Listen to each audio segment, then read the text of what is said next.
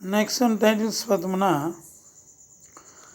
Next one title the struggle for Purna Swaraj and launch of civil disobedience movement. முழுமையான சுயராஜ்யத்துக்கான போராட்டம் மற்றும் சட்ட மறுப்பு இயக்கம். இதுவும் நம்ம டைம்லைனில் கேட்பாங்க. ஸ்ட்ரகிள் ஃபார் பூர்ண ஸ்வராஜ் அப்படின்னா 1929, civil disobedient moments 1930.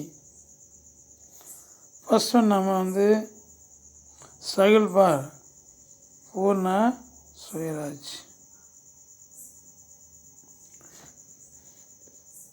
Meanwhile, some congressmen were not satisfied with the Dominion status and wanted to demand complete independence.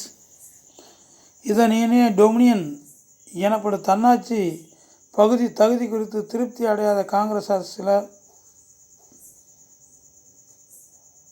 முழுமையான சுதந்திரம் வேண்டி கோரிக்கை வைத்தனர். இந்த காங்கிரஸ் செஷன் ஹெல்ட் இன் லாகூர் இன் டிசம்பர் 1929 லைன் பண்ணிக்காங்க.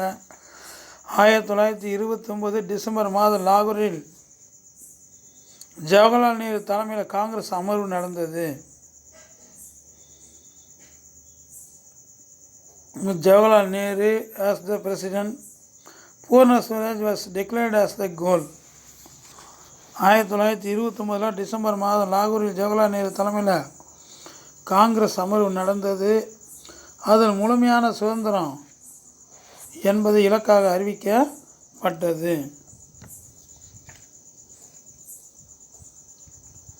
It was also decided to boycott the Round Table Conference and launch a civil disobedience movement. வட்டமேசை மாநாட்டை புறக்கணிப்பது என்று முடிவு செய்யப்பட்டதுடன் சட்ட மறுப்பு இயக்கத்தை தொடங்கவும் முடிவு செய்யப்பட்டது.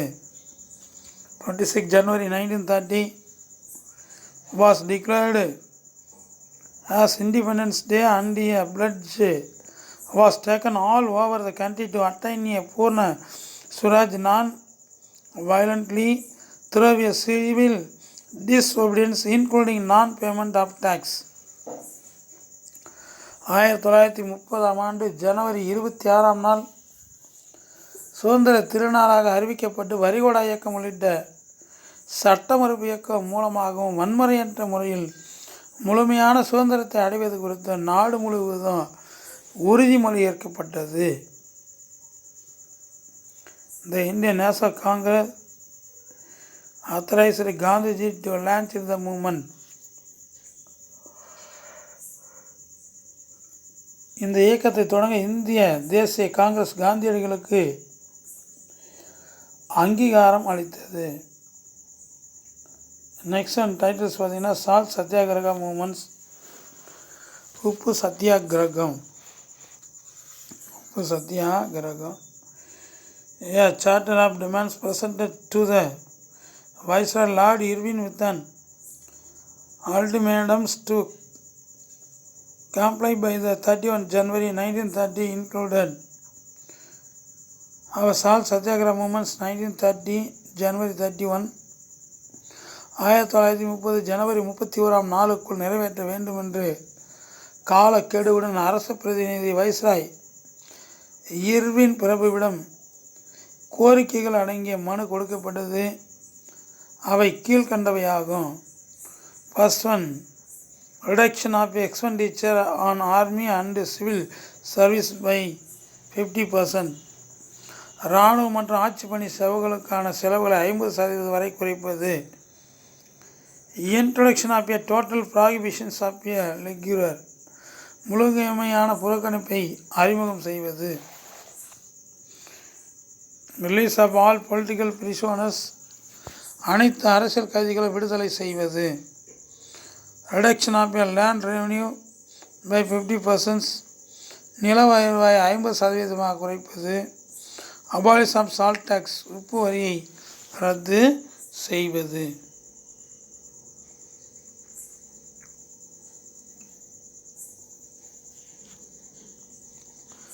நெக்ஸ்ட் ஒன் பேரா பார்த்தீங்கன்னா அதுக்கு முன்னாடி பிக்சர்ஸ் பாருங்க. காந்தி தண்டி மார்ச் கொடுத்துருக்க காந்தியடிகளுடைய தண்டி யாத்திரை. When the Viceroy did not respond to the charter of demands, Gandhiji launched the civil disobedience movements. கோரிக்கை மனுவுக்கு அரச பிரதிநிதி அவர் பதில் தெரிவிக்காத நிலையில் காந்தி சட்ட மறுப்பு இயக்கத்தை தொடங்கினார். The inclusion of the abolition of salt tax was a brilliant tactical decision. உப்பு மீது வரியை ரத்து செய்ய வேண்டும் என்ற கோரிக்கை ஒரு அறிவுபூர்வமான முடிவு ஆகும்.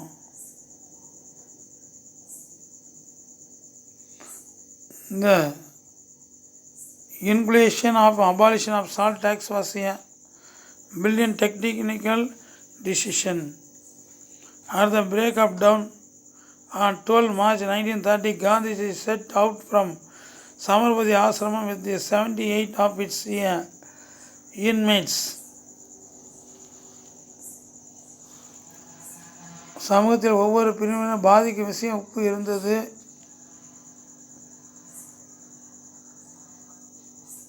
அப்போ காந்தியடிகள் 1930 மார்ச் மாதம் 12ஆம் நாள் 78 பேர்களும் சமர்பதி ஆசிரமத்திலிருந்து தன்னுடைய புகழ்பெற்ற தண்டி யாத்திரையை தொடங்கினார்கள்.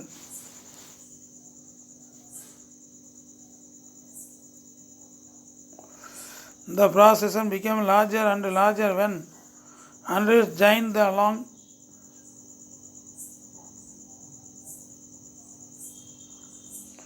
the march. At the age of 61, Gandhiji covered a distance of 241 miles in 24 days to reach Delhi at sunset on 5 April 1930.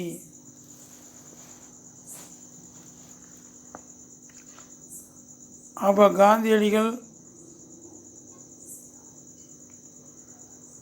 தன்னுடைய 61வது வயதில் 24 நாட்களில் 241 மைல் தொலைவு யாத்திரையாக நடந்து சென்று 1930 ஏப்ரல் 5ஆம் நாள் மாலை தண்டி கடற்கரை அடைந்தார்.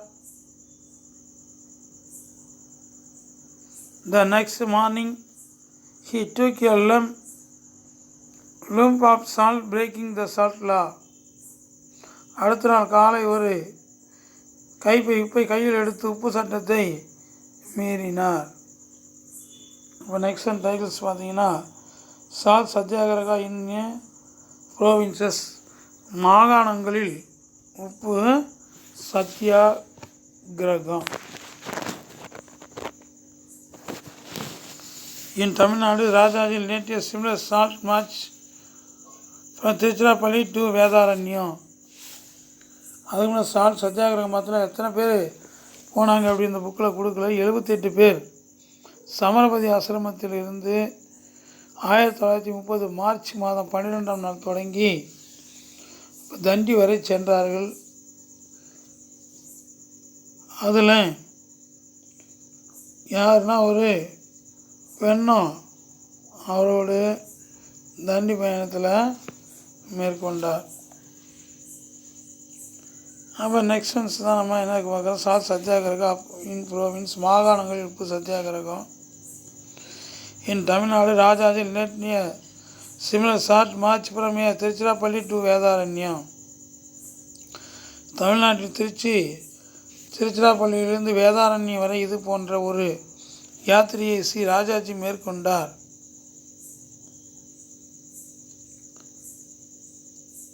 Salt march took place in Kerala, Andhra and Bengal. Kerala, Andhra மற்றும் வங்காளத்தில் உப்பு சத்தியாகிரக யாத்திரை நடந்தன. இந்த North West Frontier Province Khan Abdul Ghaffar Khan led the movements. அதை லைன் பண்ணிக்கோங்க, ரொம்ப முக்கியம். வடமேற்கு எல்லை மாகாணத்தினுடைய காந்தியாரான கான் அப்துல் காபர் கான் என்பவர் இந்த இயக்கத்திற்கு தலைமை ஏற்றார்.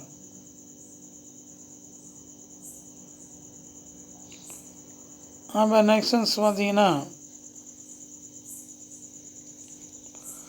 இந்த North West Frontier Province Khan Abdul Ghaffar Khan led by movements பார்த்துட்டோம். He organized the and Qadi of a kite maker, also known as the Red Shirt. இந்த இயக்கத்திற்கு தலைமையேற்றார் முதல் செஞ்சட்டைகள் என்று அழைக்கப்பட்ட குடைகிட் மட்கர் இயக்கத்தை அவர் நடத்தினார். இந்த இயக்கத்திற்கு தலைமையேற்றவர் ராஜாஜி. செஞ்சட்டினர் என்று அழைக்கப்பட்ட குடைகிட் மன் இயக்கத்தை அவர் வழி நடத்தினார். Also known as the red set.